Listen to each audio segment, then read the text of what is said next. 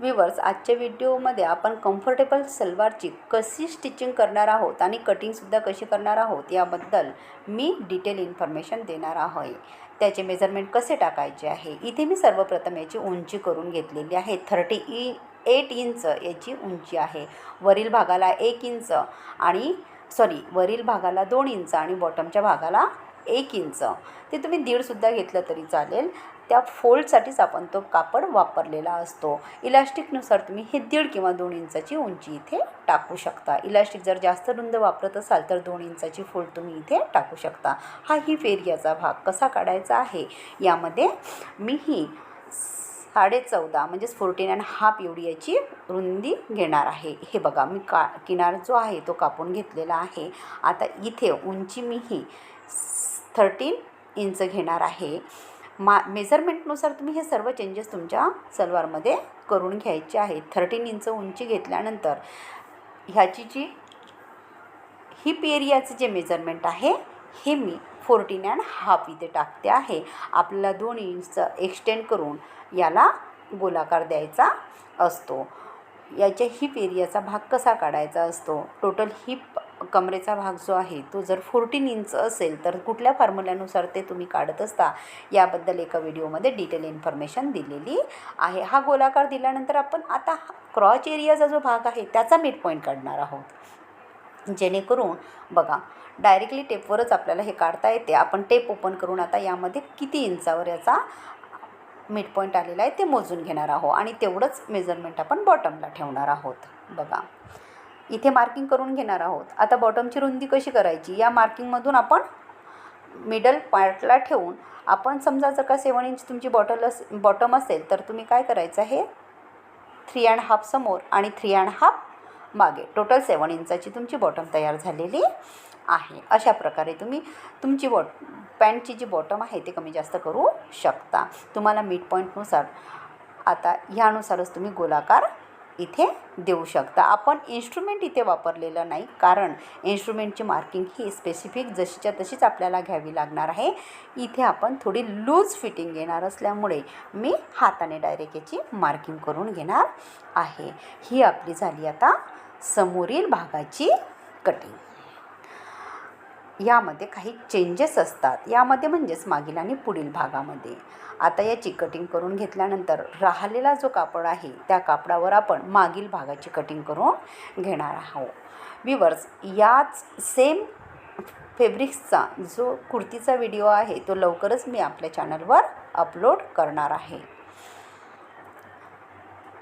इलास्टिकचा video जो आहे तो किती इंचाची टाकायची आहे, कशी टाकायची आहे, मशीनवर त्यावर कशी शिलाई मारायची आहे याबद्दलचा माझ्या मते शॉर्ट अदरवाईज एक व्हिडिओ मी अपलोड केलेला आहे. जर तुम्हाला त्याबद्दलही काही डाऊट्स असतील तर तो तुम्ही बघू शकता. त्यासाठी तुम्हाला माझ्या चॅनलला सबस्क्राईब करावं लागेल, नाही का, आणि नवनवीन व्हिडिओचा आस्वाद घेण्यासाठी बेल आयकॉनसुद्धा तुम्हाला नोटिफिकेशनसाठी प्रेस करावंच लागणार आहे. चला, तर आता आपण पुढील भागाची कटिंग मागील भागाची कटिंग मी इथे तुम्हाला दाखवते आहे. पुढील भाग आपण जसाचा तसाच व्यवस्थित पद्धतीने इथे ठेवून घेतलेला आहे आणि अशीच आपण याची मार्किंग इथे करणार आहोत. फक्त आपल्याला स्पेसिफिक भागाला काही मेजरमेंट एक्स्ट्रा घ्यायचे आहेत. इथे मी जो बॉटमचा भाग आहे इथे 2 इंचाची एक्सटेंड मी करून घेणार आहे, जेणेकरून हिपमध्ये लूज फिटिंग या कस्टमरला मिळणार आहे.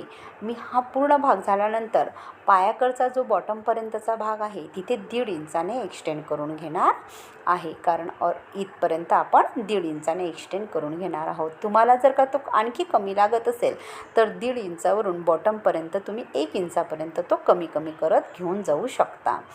मी इथे कंटिन्यू पॅरलरच तो ठेवणार आहे, पण तुम्हाला थोडी टाईट फिटिंग हवी असेल तर तुम्ही बॉटममध्ये तो 1 इंचावर आणि क्रॉच एरियापर्यंत 1.5 इंचावर अशी तुम्ही मार्किंग करून त्याला गोलाकार देऊ शकता.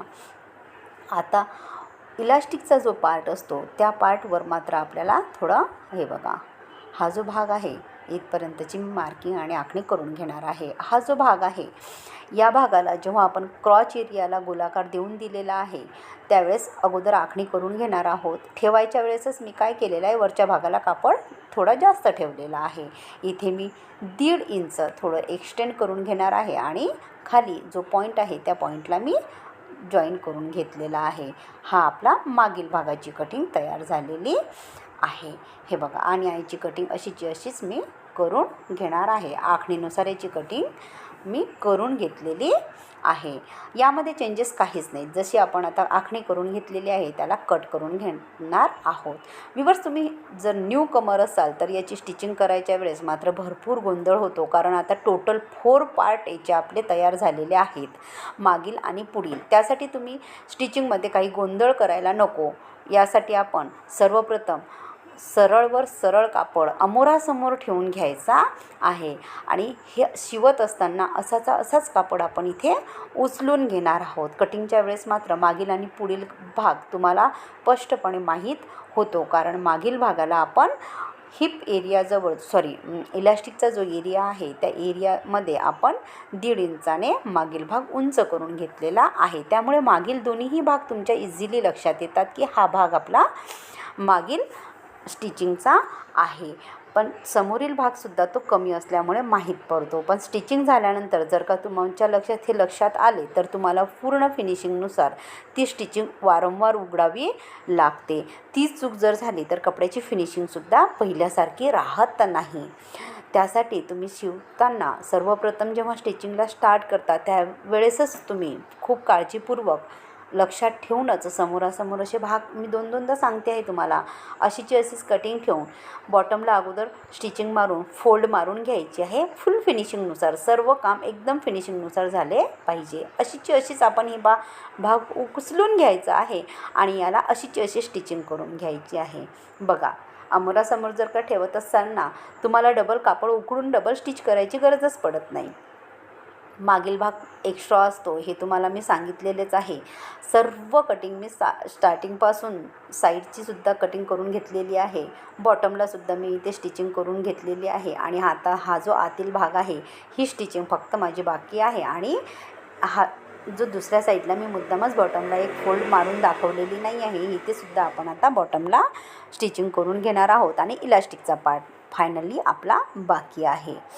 हा तुमच्या सहजासहजी इथे फोल्ड मारून इलास्टिक टाकून आपल्याला पॅक करून घ्यायचा आहे. मी मुद्दामच ओपन पार्ट तिथे ठेवलेला आहे.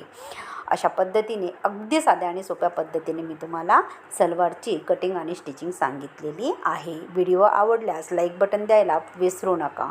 भेटूया आपण नवीन